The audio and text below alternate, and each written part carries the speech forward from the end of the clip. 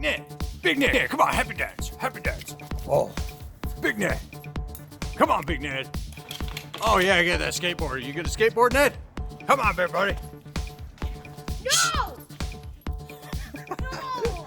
Thanks for tuning in, guys, to the Pest Lawn Ginja. I thought I'd show you a day in the life of the Ginja. So recently one of our guys went on vacation. He asked if I could fill in for him. So this is what I'm doing, guys. I'm back on the trucks, back on the lawns. So it's been nice. Get to see how well the formulations are working and how green the grass is. I got to say, things are popping. It's looking good. But y'all probably wondering how we start off the day. Let me show you some of the equipment. Come take a look. Now, the one thing that sets us apart from everybody else is we spend a lot of time on calibrating all the equipment. Every single morning we go through the pumps, make sure that they're spraying correctly. They're spraying at a specific ratio. So I like using these big trucks. It's nice because I can store a ton of stuff in here. Now, I've got a lockbox with all my goodies in it. More importantly, these big tanks. I've got an auxiliary tank up top, got my fertilizer tank down below, which is about 300 gallons. On the front here, I don't think we're gonna get a sneak peek of it, but there is a pest tank right up front. And then I've got some storage bins. I've got it laid out pretty nicely. I got my Spyker spreader, and as you can see, guys, I always carry my AMS soil probe and my Thatch Rake in case I've got to diagnose some issues. All those liquids got to come out of the tank somehow. So in these compartments, I end up having a Hypro D30 diaphragm pump. It's got 3 diaphragms, one here and then one on the inside and then one on the other side as well. This thing pushes a lot of liquid and volume.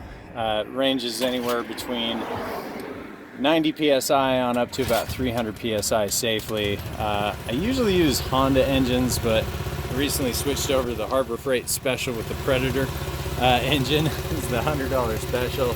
They're just really cheap, low maintenance, and we don't push a lot of psi. I think on average I'm pushing about 230 psi to get it 2 gallons per minute out of the 300-foot hose that we have. Now on the pest control side, I didn't need anything special. So we've got one of the original Honda engines. This engine is probably 5 years old and still kicking. Really like the Honda engines. They're a little bit more expensive, but at times they're worth it.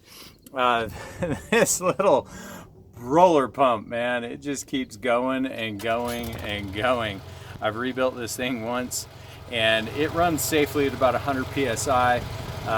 It'll shoot liquids up to about 30 feet with the JD9 gun, which is fun, but we don't really need anything special.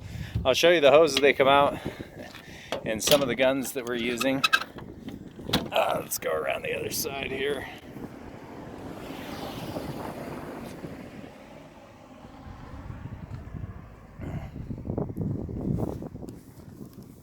Now we open and close this one so much we finally just took the door off to make it easier. This gun sprays at 2 gallons per minute. Get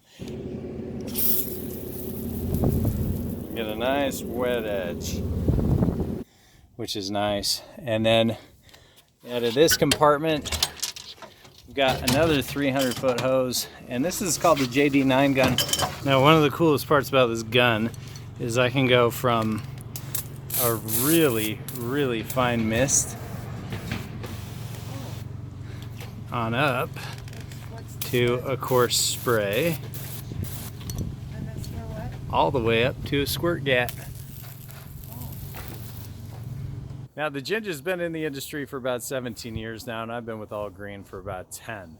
What I can tell you is the only thing that really matters at the end of the day, it's not the equipment, it's the calibration. You have to have a good understanding of how much liquid is coming out over a specific area. Now in our terms, we look at everything as per 1,000 square feet. Now to this one truck, I'm gonna be doing somewhere between 23 and 30 services a day. It all depends on if it's pest control or lawn care. Pest control usually takes a little bit longer. Now, one of the most important aspects of my job is to make sure that the equipment is calibrated properly. So the very first thing that I do in the morning is I make sure that the lawn gun is spraying at 2 gallons a minute. I make sure the pest gun is spraying at 1.25 gallons per minute. Now this ensures that I'm putting the right amount of product down, but I also have to understand how long it takes me to walk 1,000 square feet. This will ensure reliability and validity of the product. Now, obviously, you don't have to have a $3,000 tank sprayer to be successful. You can do everything that I'm doing with the company with the backpack sprayers I've shown you in a lot of my videos. Now, it's important to remember that we calibrate this equipment every single day. Now, you people at home who are using backpacks or handheld sprayers or even spreadables should be calibrating every single time you use it. You just never know when things change with the equipment. A lot of times they break down and you don't even know it. Now, one obvious thing that most of us are just too lazy to do is to calibrate your sprinklers, which is 70% of your success is proper watering. You don't want to be watering too much and being wasteful. If you water too little, you're not going to have a green lawn. Calibrating your equipment is so important. I do it every single day, and sometimes I have to do it 2 or 3 times. That's why I have this little bucket that I save with me. I want to be able to spray at 2 gallons per minute per 1,000 square feet with my lawn products, and so I need to hit half a gallon in 15 seconds. Now, if I don't hit my metrics, I have to go to the pump and readjust it until I do. If you're not spraying properly and you have herbicide in the tank, you spray too much, you're going to burn lawn. You spray too little, you're not going to kill the weeds. So it's really important that you calibrate your equipment properly. As a homeowner, you guys should be doing the exact same thing. You should be calibrating your equipment every single time you use it. Now, this will vary from device to device, but you need to understand something. Just because the label says to dial your Scott spreader into a 6 doesn't mean it's going to work out that way. Calibrating your equipment can make a big difference in the success that you're going to have. Now, I would challenge you that if you've just been guessing at all this stuff and you haven't calibrated your equipment in the last couple of uses, go out and do so. It'll make a big difference. Guys, I really appreciate you guys watching my videos. Appreciate you hitting the like button on the way out. If you guys like my videos, like what I do, don't forget to hit the bell and the subscribe button. Until the next time, guys, this is the Pest and Lawn Ginja.